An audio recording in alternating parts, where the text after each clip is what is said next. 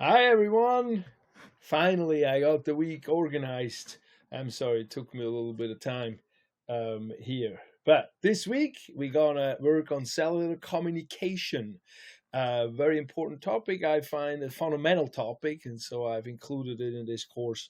And we're also going to start to talk about the life cycle, and then we're going to finish that life cycle next week. And so we're going to do that part in 2 weeks, and then next week we're also going to go into meiosis, which is then leading us sort of into the genetics the chapter. All right, so that's what we're going to do this week. So let's go look into it real quick here. Let me make myself a little smaller. And there we go. We're going to bring that up here. We're going to have week 6 up here. We're going to have us cellular communication at the beginning of life cycle, talk a little bit about the genome, have a bullet point summary after that, and then the reading context on the book I copied in there. And then we got a couple of quizzes or questions, I should say. Make use of those. Take those multiple times.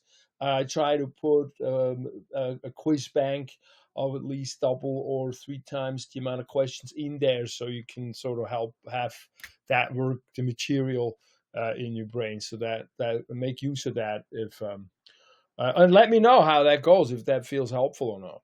And then we're going to do us a regular discussion on the lecture highlights, point something that you liked or that spoke to you, or that you'd like to talk a little more about it and discuss that. And that's another way of sort of processing the material. And then this week, I know last week was pretty heavy on the lab, huh? Yeah, I'm making a bunch of these prompts and a bunch of these labs this semester anew. So help me also, with feedback and let me know how it helps you process the material. That's really the main point. We want to make sure we process the material. We don't need to do too much fluffy extra work. But kinesthesizing it, which is what I use as a term a lot, is kind of helping with that. All right, good. Okay, yeah, I'm still here. Good. So this week I did create an assignment to real life wise integrate sort of what we talk about with cellular communication. We have multiple ways of communicating in the body. We have ways of communicating very fast, very specific, like a nerve impulse communicates, or we also have ways to communicate sort of broad spectrum, where a lot of different cells get influenced at the same time with a message. And so we'll talk about the different ways of doing that, and I have us a way of, I want you to think about sort of the different way of communicating sort of in real life and sort of contrast that a little bit, just to integrate the thinking with that. And then also when we talk about the genome part, we talk about DNA, and when we talk about DNA, part of what DNA is a very long, thready sort of molecule, and we have to really organize it well in the cell, that we both have it well organized and compacted, and it's it's stored in a small space, but also that it is accessible if we need it. And so I want us to also compare that to sort of a real world scenario. So that's those prompts in the discussion. And then as we get to the lab portion, this week we're going to do a few things. Well, actually, one thing really, a puzzle type ish lab. Let me know, how that works for you. I want to figure out ways to help you process, especially pathway stuff. Again, physically, a little more than just reading a book about it, or just answering a couple of questions about it, which is part of the learning, which we do in the questions. But there is, when we look at communication, we talk with chemicals in the body. We don't talk with voice. We don't have sound waves. Well, Some of that is actually sound wave too, and the body is communication. But that's more different stuff. That's more fascia that works that way. But we often, in the side from cell to cell, we use chemicals to communicate. And with the chemicals comes a lot of also then receptors, like lock and key kind of situation, like one fits into the other. We have a chemical that is a signal, and then a receiving end that can read the signal and tell the cell what to do. And so we have different ways of doing that. And this activity kind of describes the different ways, some of the different ways of doing that. And so that's the lab that I have for this week. And then we have been doing, well, I'm sorry, I've been a little lame with texting you or prompting you guys about the health, the habit creation, or doing the walking, doing the water drinking, doing the meditation, whichever one you chose.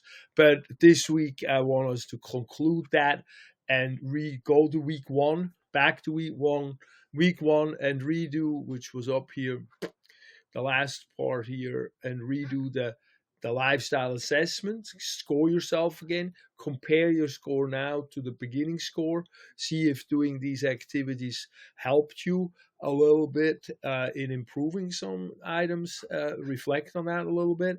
And then I want you to, take a picture of it and upload it.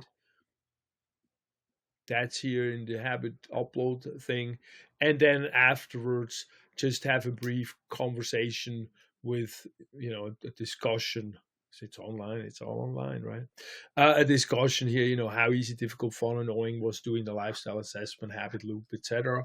And did you notice a benefit? And if so, are you thinking of doing something and continuing to do something? So those are sort of kind of the generic prompts I use to integrate some of these health kits, like the food labeling was kind of similar to that. Good. Then after that, we got us the questions and tips. Thank you. Actually, going through the questions and tips briefly, I looked at this week's, and a few things came up. The ADP, ATP difference, and then also the NADPH, as it is a molecule that the question came up: how is that molecule helpful to then create glucose out of it? That was one question. Another question actually came up: is the light and the dark, the Calvin cycle, the non-needing light cycle, which is called the dark reaction, which is just the wrong word, because it just means it doesn't need the light spark. The light spark is in the light reaction. That light spark starts vibrating electrons, and then one of those electrons jumps and excites enough that it can then be transferred into an ATP energy bond. And so what that is then, the ADP is an adenosine diphosphate, so it has two phosphates attached. The ATP has a third phosphate attached to it, and the attachments of the phosphate is a very high energy, like a spring that you hold, and as soon as you let it go, it jumps. It's kind of that kind of an energy, or like the gasoline you pour into the engine, into the piston. Then when the spark makes the engine go, it gives it that boost of energy that we can actually drive. So it's very similar to that, but it's very volatile. That's why it's like you're holding the spring, and when you let it go, it immediately goes away again, and it's not holding the energy. It holds it longer than the sun, so you can use it. It's chemical. It's not a photon anymore. But from there, it then can be used in the Calvin cycle to give enough energy to the making a bond on making a carbon bond, and then through that process assembling glucose molecules. And so then that's how the ADP, and the NADH is also one of those energy holding molecules. So is the FADH plus. And then those can bring the energy into the Calvin cycle, where it can put into a longer term storage bond. And that's the whole point. We want it in a longer term storage bond. We don't want it volatile. We need to be able to use it for later, like the gasoline. We can still use a gazillion years later. So that's why we do that.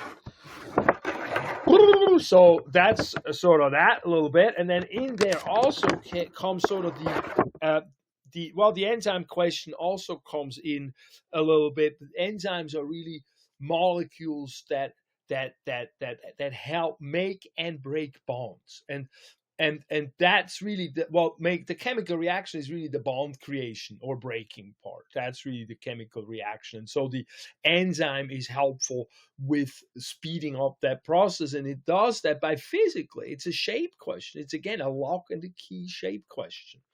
I can't stress that enough, that it's physical like that.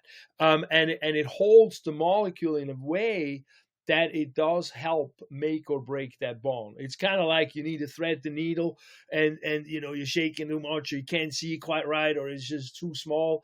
But with the magnifying glass or something holds it, and so it's not vibrating, and so then it can be done. And so it's kind of similar to that. It's like it holds the molecules close together, that they're just the super glue can glue it for a moment, and that's enough, and then it speeds up that reaction. And that's also why it's not used in the process. The enzyme is not used. It's just a holding place where that reaction gets helped, and then it can be let go again, and the next one can be helped. And so that's the enzyme. And enzymes are proteins. Those are some of the most important proteins, actually. And then also one question came with aerobic versus anaerobic respiration. And yeah, the answer there is this: is air means oxygen. And so if we have oxygen in the system, we have a step at the end that needs the oxygen. And if that is not there, there's no oxygen there, that step can't proceed, and it's like backing up the cycle. And so it can't keep moving. That wheel can't keep turning, so it backs it up. And we can make energy without the oxygen. It's just very, very little energy, and it's not efficient at all. And so that's where the energy part comes in. Okay, so I think that was most what I picked up. If you have any questions, just shoot me a prompt. I'll try to be on it, and I'll keep working on making stuff, and give me feedback how things are going for you. All right, have a wonderful week. Take care. Bye-bye.